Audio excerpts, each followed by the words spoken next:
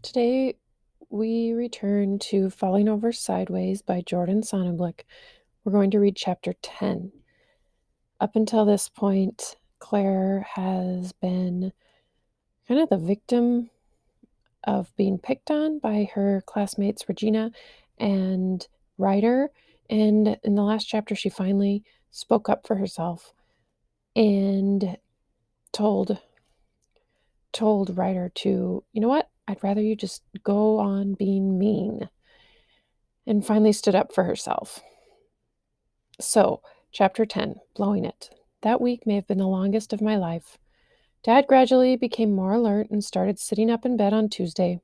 Oh, and vases of flowers, bunches of balloons, and edible fruit arrangements began filling up the room. On Wednesday, he began doing physical therapy exercises. He hadn't started using the right words for anything, though, and his whole right side was still droopy. As for me, I worried my way through school and then spent every waking minute of the evenings at the hospital, except when I had dance classes. I told my mom I could stay with Dad and miss dance, but she insisted that going to the classes was part of keeping my life normal.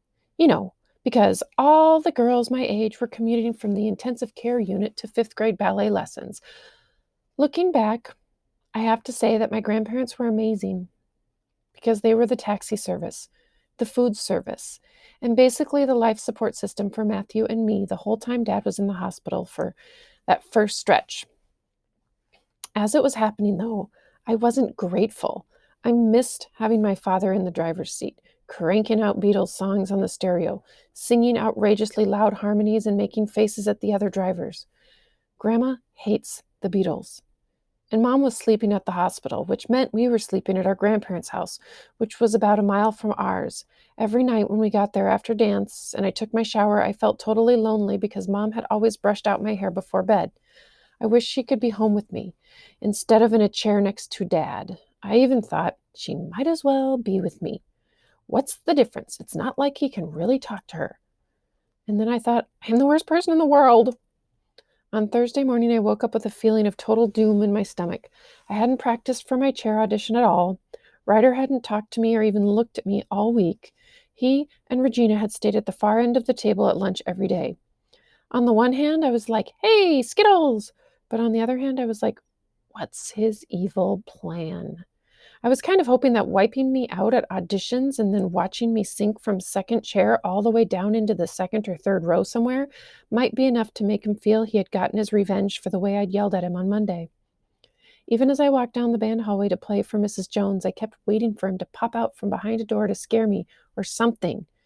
He didn't, though. In fact, I was the only kid in sight. It was like one of those eerie dreams where you're alone in school and then a murderer starts chasing you around, only this was much scarier because it involved embarrassing myself in front of my section, the band, and my favorite teacher. I mean, at least after you get butchered by some dude in a hockey mask, you don't have to listen to Ryder Scott following you around for 6 months going, ha, you got butchered by that dude in the hockey mask. Although there's a pretty good chance he would show up at your grave and taunt you posthumously for a while. Anyway, Mrs. Jones was waiting for me, score sheet in hand. Claire, sweetheart, good morning. Did your family get the fruit basket the Band Parents Association sent over? I nodded. It had basically been my dinner the night before. I was getting pretty sick of the hospital cafeteria food. Yes, thank you. You know, we don't have to do this now if you don't want to. We could postpone it. I shook my head. I wouldn't penalize you or anything. Mrs. Jones must have incredibly bad eyes because she wears huge, thick glasses that make it look like her pupils alone take up half her face. She was looking at me like the world's kindest barn owl. I know, but it's okay. I'll play.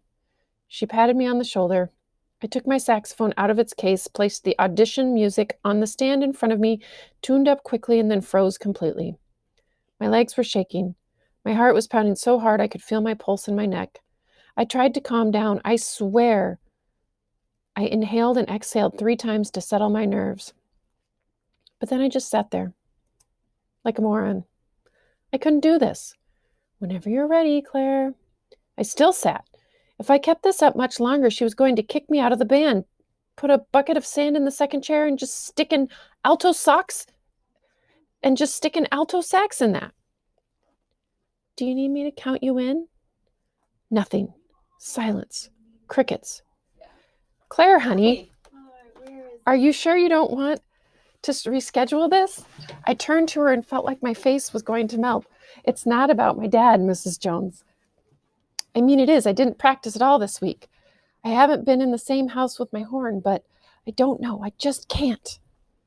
Mrs. Jones pushed her glasses all the way down her nose, peered over them at me, and said, "All right, this audition is officially over.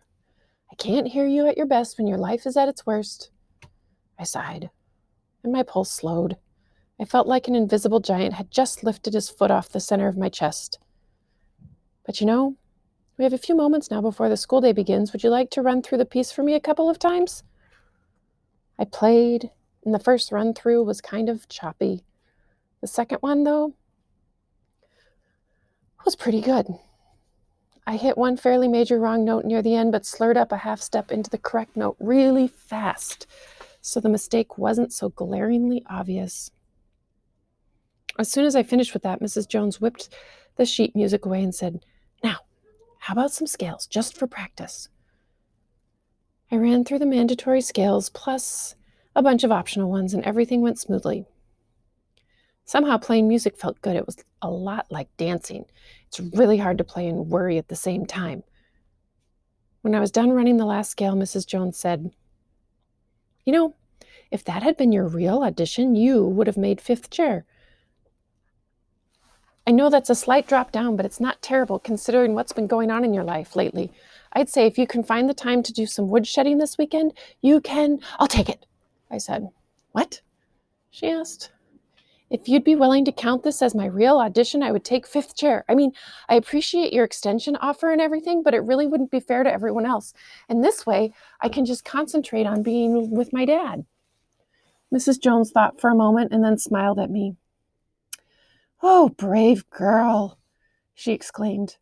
"Welcome to fifth chair. I've never been so proud to demote somebody before." She pushed her glasses back up her nose, and I noticed her eyes were welling up with highly magnified tears.